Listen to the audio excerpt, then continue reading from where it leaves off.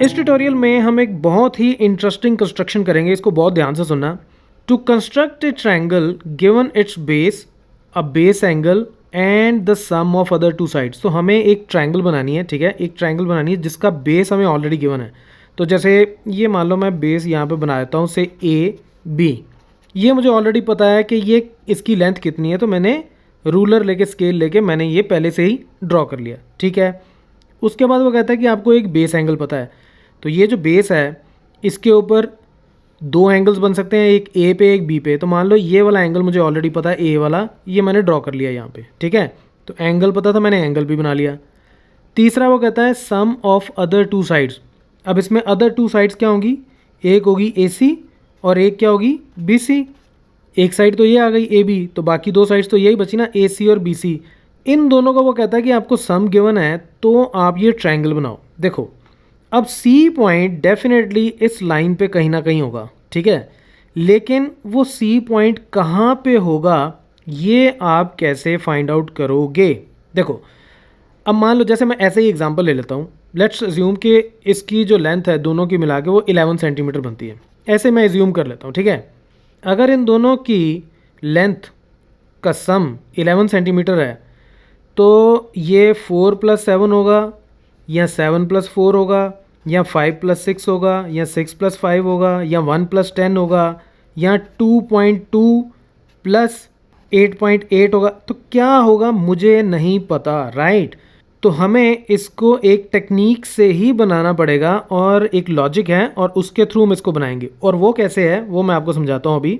अब पहले मैं इसको समझा देता हूँ, उसके बाद कंस्ट्रक्ट भी करेंगे, ठीक है। तो जैसे ये मान लो मेरे पास ए बी ऑलरेडी गिवन है लेंथ, तो ये मैंने ड्रॉ कर ली, ठीक है।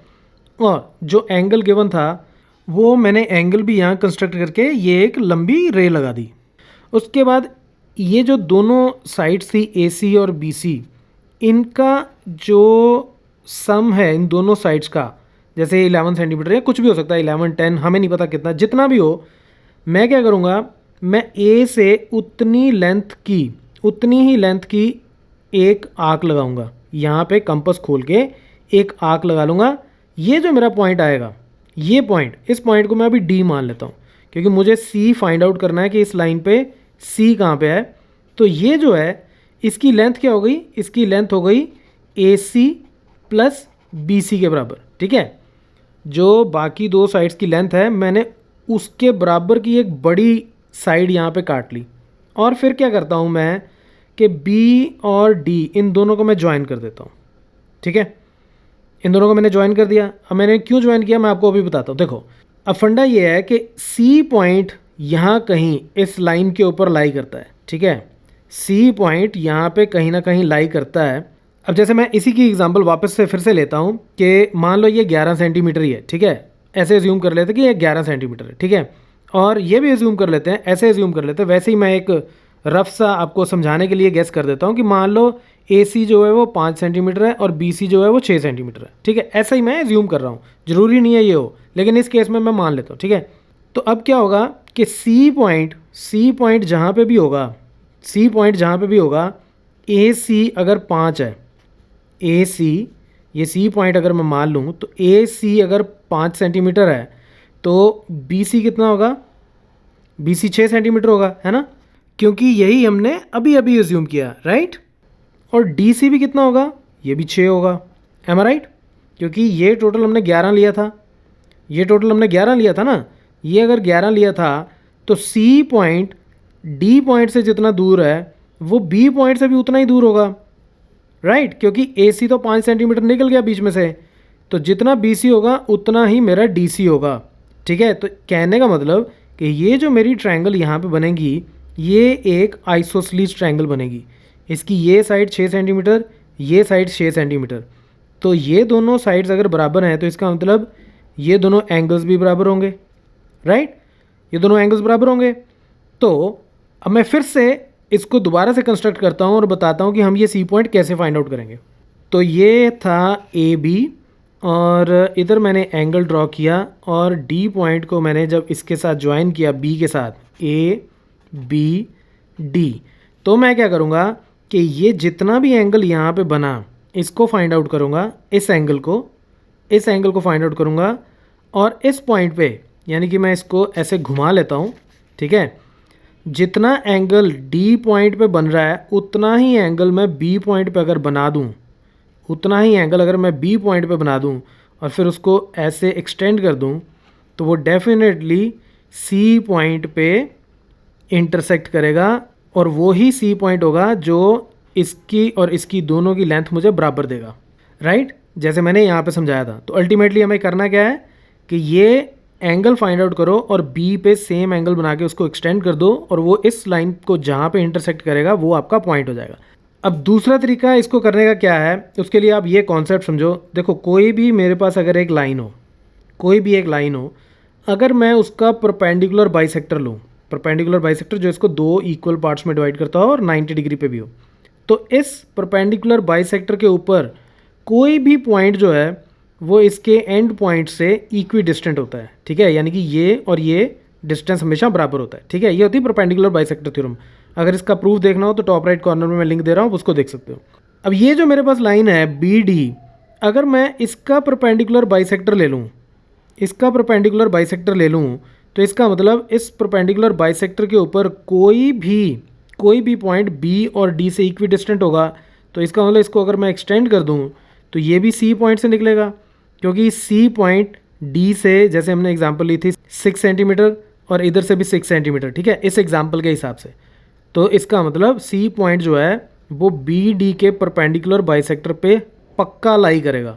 तो इसका मतलब ये लाइन इस लाइन को जहाँ पे इंटरसेक्ट करेगी वो ही पॉइंट मेरा सी पॉइंट होगा। तो दो तरीके हैं, या तो आप इस तरह से जो एंगल इधर बनता है उसी को इधर बना लो, एक्सटेंड कर लो, वो जहाँ इंटरसेक्ट करेगा वो सी पॉइंट हो गया, या फिर ये बी डी का आप परपेंडिकुलर बाइसेक्टर ले लो, वो इस लाइन को जहाँ पे इंटरसेक्ट करेगा वो आपका सी पॉइंट हो जाएगा और आपकी कंस्ट्रक्शन रेडी हो जाएगी। अब हम इसी को दोबारा से फॉर्मली बनाते हैं और साथ में फिर उसके स्टेप्स मैं एंड में लिख दूंगा, उसको आप रेफ़र कर सकते हो।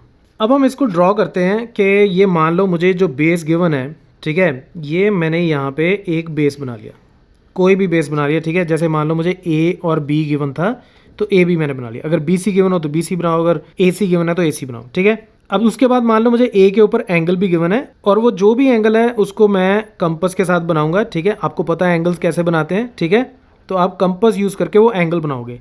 तो मैं अभी ऐसे ही बना देता हूँ, ठीक है। अब मान लो मेरा एंगल जो है वो 30 डिग्री का बनता है और ये मैंने यहाँ पे 30 डिग्री का एंगल बना दिया। यहाँ पे ऐसे ही ज्यूम कर लो कि मैंने 30 डिग्री बना दिया। आपको पता है 30 डिग्री कैसे बनाते हैं, राइट।